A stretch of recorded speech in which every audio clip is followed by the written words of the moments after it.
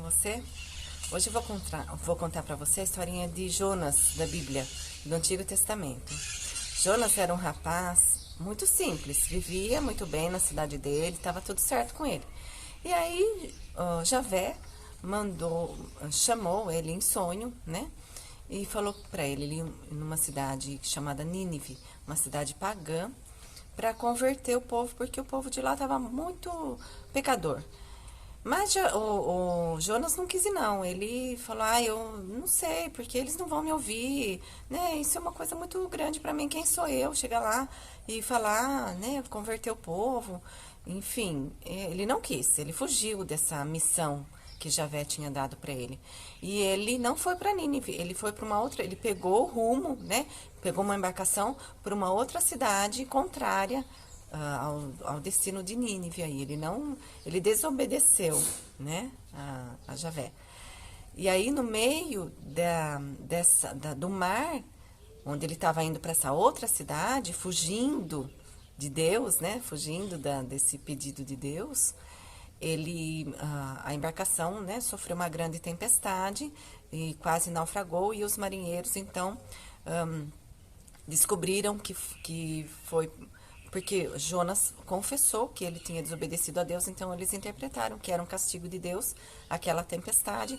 Então jogaram, a pedido mesmo de Jonas, jogaram ele do barco, né, do navio, para o mar. E aí uma grande baleia engoliu Jonas e ele ficou 3 dias e 3 noites dentro da barriga da baleia, né, desse grande peixe.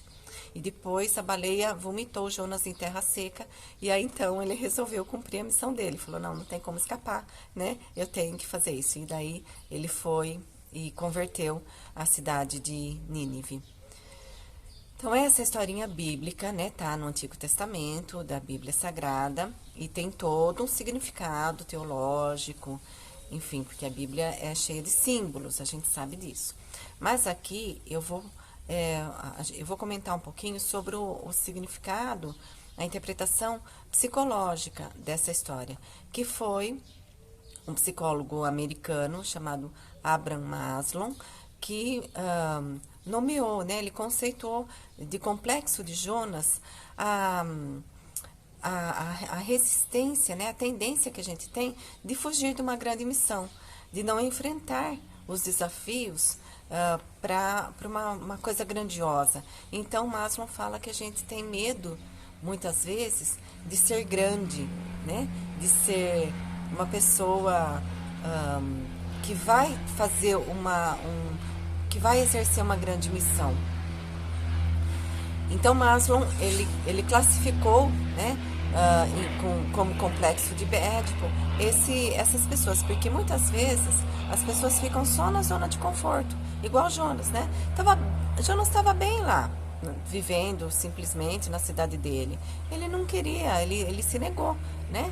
Mas todos nós temos uma missão de vida, temos um propósito para essa vida. E se a gente não cumpre essa missão, as coisas vão acontecendo, igual aconteceu com Jonas. Ele quis fugir dessa missão grandiosa que ele recebeu, mas ele não conseguiu, né? Não adianta a gente querer fugir, porque as consequências ruins veio a tempestade, ele foi engolido pela baleia.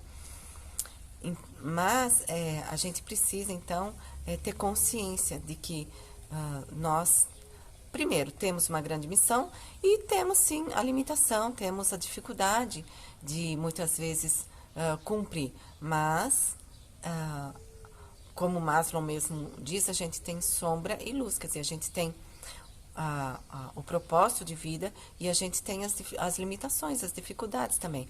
O que acontece é que a gente não pode deixar essas dificuldades serem maiores do que o nosso propósito. A gente tem que sempre enfrentar e ir superando cada degrau. Então, Maslow, pensando nisso, nesse complexo de Jonas, que foi o conceito que ele deu para essa situação da pessoa não querer crescer, ter medo de crescer, porque isso envolve ela se transformar, ela sair da zona de conforto dela, e muitas vezes as pessoas não querem isso. Então, Maslow, ele criou uma pirâmide que é muito usada nas corporações, né? Chama pirâmide motivacional de Maslow, justamente para a gente ir subindo os degraus. Então, o Maslow colocou na base da pirâmide as nossas necessidades primárias. Então, de sono, alimentação, sede, enfim, né? Tudo que a gente precisa para a nossa sobrevivência. Aí, no segundo degrau da pirâmide, é a nossa necessidade de segurança. Muitas vezes, essa necessidade de segurança, a gente se ilude um pouco, porque, na verdade, nós nunca estamos seguros totalmente, né? Com a necessidade primária, a gente pode até sanar completamente essa necessidade. Por exemplo, você tem sede, você bebe água o suficiente para você matar a sua sede e ela acaba aqui naquele momento, mas você vai voltar a ter sede novamente. Então, são necessidades que são satisfeitas, mas são recorrentes. A gente sempre vai ter fome, sempre vai ter sede de novo e sempre vai ter necessidade de dormir, de sono. A segunda o segundo degrau da pirâmide de Maslow é a necessidade de segurança, e essa nunca é satisfeita, porque por mais que a gente tenha a ilusão de que nós estamos num lugar seguro, sempre a gente está correndo risco.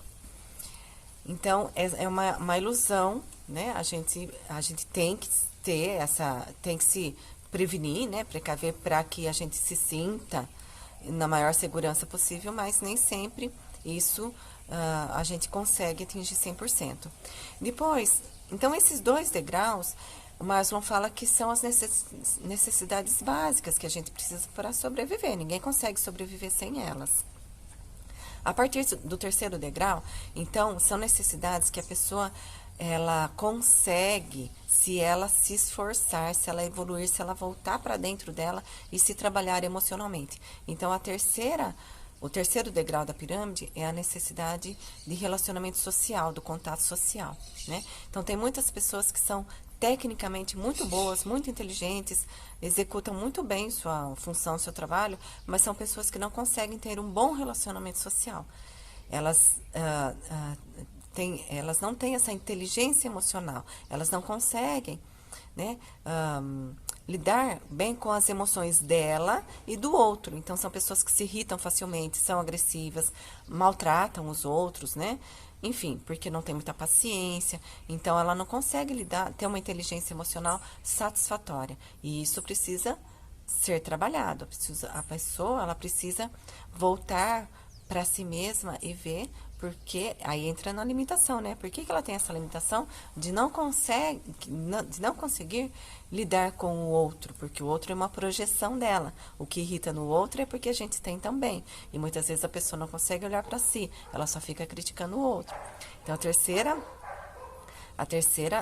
degrau de Maslow é o relacionamento social, né? As emoções, como que eu lido com o outro e comigo mesmo. O 4º degrau é o reconhecimento, né? É a estima. Então, é a autoestima e o reconhecimento que o outro tem, que é muito importante também, o reconhecimento que o outro tem de mim, né? Então, por exemplo, a autoestima.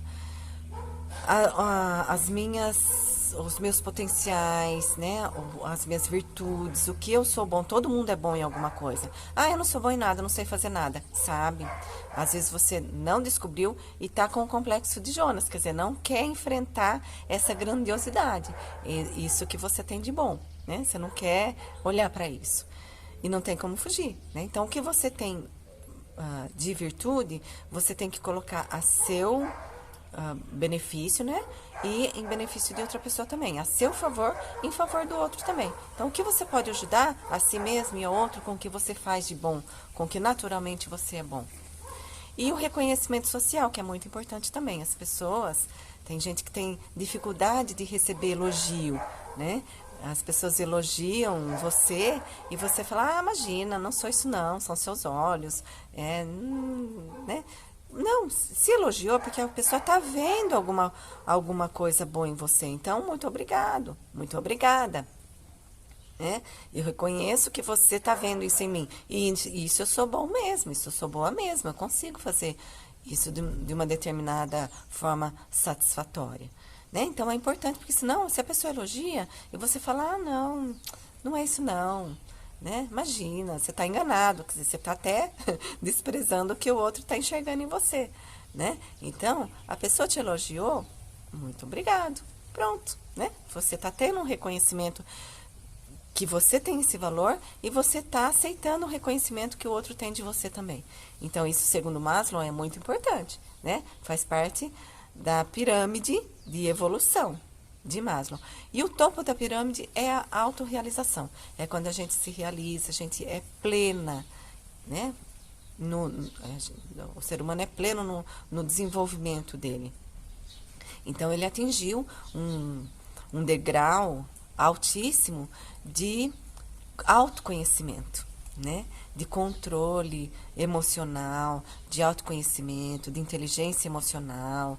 Então, é uma pessoa que sabe se relacionar consigo mesma, vendo as sombras, né? Porque a sombra, segundo Jung, que foi um psiquiatra suíço, que faleceu em 1961, então, ele falou que a gente tem luz e sombra, né? Então, assim, o que a gente coloca no nosso inconsciente que fica sendo a nossa sombra é o que a gente não aceita da gente mesmo, é o que a gente nega. E muitas vezes são coisas ruins que a gente não quer ser. Ah, eu sei que eu sou... tenho esse defeito, mas eu não quero assumir para ninguém, não quero mostrar para ninguém que eu tenho esse defeito. Então, vai colocando na sombra. Né? E isso vai vir de alguma determinada forma, né? Então, por quê? Porque a pessoa, ela é o todo. Segundo Jung, a pessoa entra nesse estágio que para Jung ele chama individuação. Maslow chamou de autorrealização, mas é um estágio mais evoluído, né? São conceitos diferentes, mas para atingir o mesmo patamar.